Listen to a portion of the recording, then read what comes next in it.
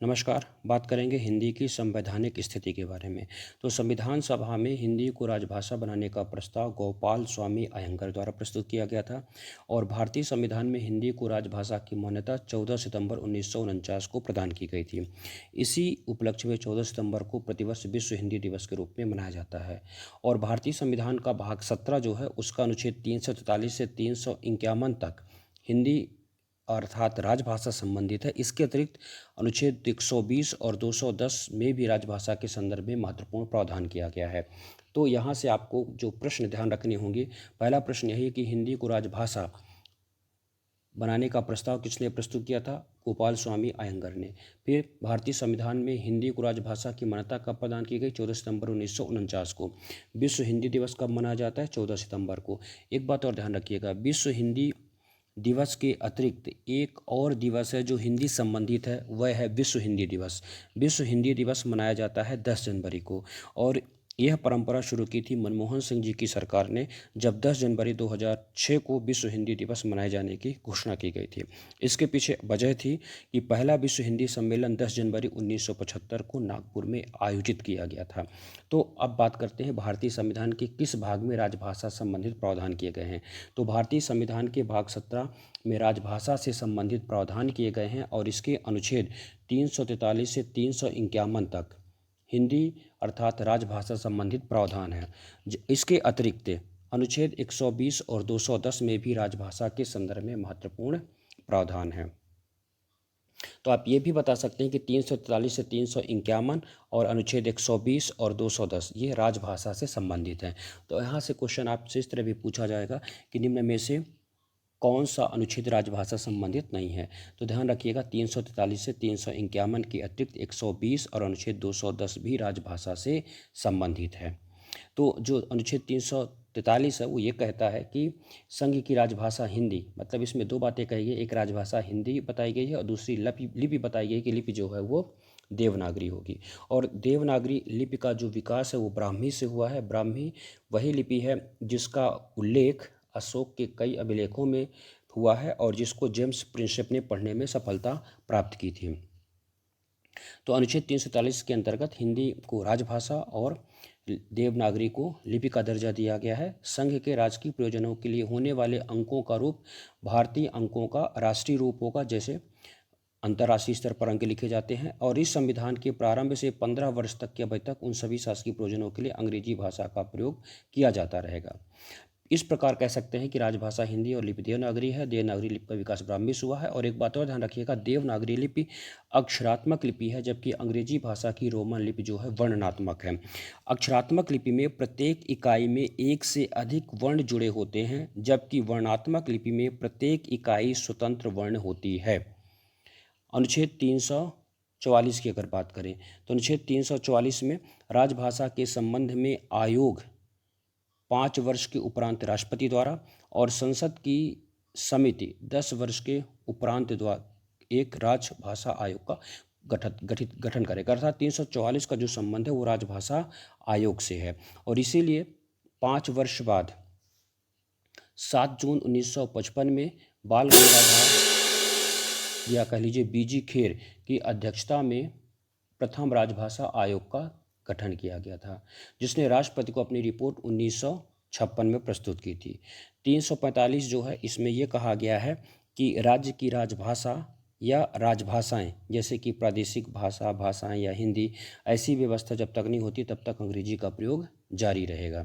फिर 346 में यह कहा गया है कि एक राज्य और दूसरे राज्य के मध्य या किसी राज्य व संघ के मध्य संचार की भाषा या पत्राचार जो है वह जो भी उस समय, जैसे संघ के केस में हिंदी हो सकती है या फिर दो राज्य आपस में जिस भी भाषा के लिए आपस में एक दूसरे से सहमति व्यक्त करेंगे वह उनके संचार के मध्य की भाषा हो सकती है। फिर अनुच्छेद 347 किसी राज्य की जनसंख्या के किसी अनुभाग द्वारा बोली जाने वाली भाषा के संबंध में विशेष उपबंध किया गया है।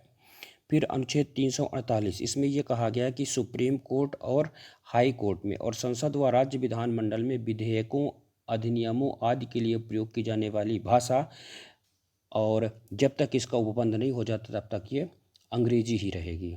फिर 349 भाषा संबंधी विधियों को अधिनियमित करने के लिए विशेष प्रक्रिया का उल्लेख किया गया है।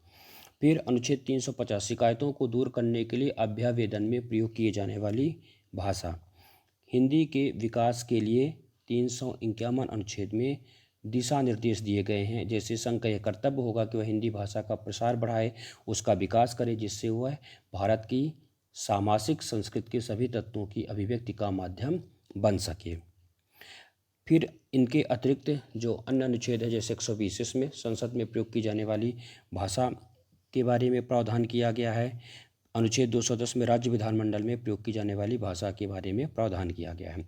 अब राजभाषा से संबंधित और या फिर कह लीजिए भारतीय भाषाओं से संबंधित जो अनुच्छेद हैं हम उसकी बात करते हैं। तो अनुच्छेद है 343 से लेकर 351। अब हम बात कर लेते हैं अनुसूची। अनुसूची है 8वीं अनुसूची। भारतीय संविधान की 8वीं अनुसूची में कितनी भाषाओं को मान्यता दी गई है, तो आपको ध्यान रखना है 22। लेकिन मूल रूप से कितनी भाषाएं थी, 14। या फिर ये कह लीजिए कि मूल रूप से जो भाषाएं मान्यताएं दी गई थी उसके अतिरिक्त बाद में कितनी भाषाओं को मान्यता दे दी गई है। तो पहले 14 भाषाएं थी, फिर इसमें 8 और मान्यता दे दी गई, तो इस तरह से हो गई वर्तमान में 22। अब ये है कि 14 तो ठीक है, जब इसको 14 सितंबर 1949 को मान्यता दी गई थी या जब संविधान हमारा लागू होता है उसी समय ये 22 भाषाओं को मान्यता मिल गई। लेकिन इसके पश्चात कब 15वीं फिर 16वीं और इस तरह से कब तक 22 भाषाओं को मान्यता प्राप्त हो जाती है। तो सबसे पहले आपको ध्यान में रखना है कि इसमें जो 15वीं भाषा इसलिए महत्वपूर्ण है, एग्जाम में भी कई बार पूछ दिया जाता है, क्योंकि 14 के बाद जो 15वीं भाषा जोड़ी गई थी वो सिंधी भाषा थी। और उस समय संविधान में इसको जगह देने के लिए जो अमेंडमेंट किया गया था, जो संशोधन किया था, वो था 21वां। तो 21वां संविधान संशोधन 1967, ये भी याद रखना है कौन से नंबर का अमेंडमेंट था और कब किया गया। इसके द्वारा सिंधी भाषा को संविधान की 8वीं अनुसूची में जगह मिल जाती है। फिर इसके पश्चात जब 71वां अमेंडमेंट या 71वां संविधान संशोधन होता है 1992 में, उस स्थिति में 3 भाषाओं को एक साथ दर्जा दे दिया जाता है 8वीं अनुसूची के अंतर्गत, नेपाली, मणिपुरी और कोंकणी। नेपाली, मणिपुरी और कोंकणी। आप इसको अपने हिसाब से याद रख सकते हैं, KMN से, इस तरह से, के से कोंकणी, M से मणिपुरी, N से नेपाली। ध्यान रखिएगा नेपाली, अभी समय नेपाल चर्चा में भी है, तो ये पूछा जा सकता है कि निम्न में से संविधान की 8वीं अनुसूची में वर्णित 22 भाषाओं में कौन सी नहीं है। तो हम कंफ्यूज हो सकते हैं कि नेपाली नहीं हो सकते, लेकिन ध्यान रखिएगा नेपाली को 8वीं अनुसूची में जगह दी गई है। नेपाली, मणिपुरी, कोंकणी को एक साथ 71वें संविधान संशोधन 1992 के द्वारा 8वीं अनुसूची में जोड़ा गया। फिर इसके बाद 92वें संविधान संशोधन जो कि 2003 में होता है, इसमें 4 भाषाओं को जगह दी गई, बोडो, डोंगरी, मैथिली, संथाली। इससे पूछा जाता है कि 92वें संविधान संशोधन के तहत कौन कौन सी भाषा जोड़ी गई। दूसरा क्वेश्चन ये बनेगा 92वें संविधान संशोधन 2003 के द्वारा किस भाषा को नहीं जोड़ा गया। तो आप इसको आसानी से याद रख सकते हैं, संथाली है S, फिर डोंगरी हो गई D, फिर मैथिली हो गई, SDM हो गया। अब इसके आगे B लगा दीजिए, SDMB।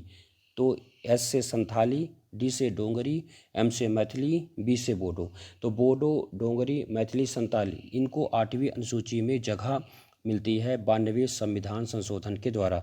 तो अब आप पहली बात तो ध्यान रखिएगा 22 के 22 नाम आपको इस तरह से याद होने चाहिए कि ऑप्शनल में आप उसको सही चुन सकें कि हाँ कौन शामिल है कौन शामिल नहीं। लेकिन ये जो बाद में जोड़ी गई 8 भाषाएं हैं ये आवश्यक रूप से आपको पता होने चाहिए। तो एक बार आप इसको रिकॉल कर लीजिए। 21वें संविधान संशोधन द्वारा सिंधी को जोड़ा गया, फिर 71वें संविधान संशोधन द्वारा नेपाली, मणिपुरी और कोंकणी को जोड़ा गया, फिर 92वें संविधान संशोधन के द्वारा 2003 में बोडो, डोंगरी, मैथिली, संथाली को जोड़ा गया।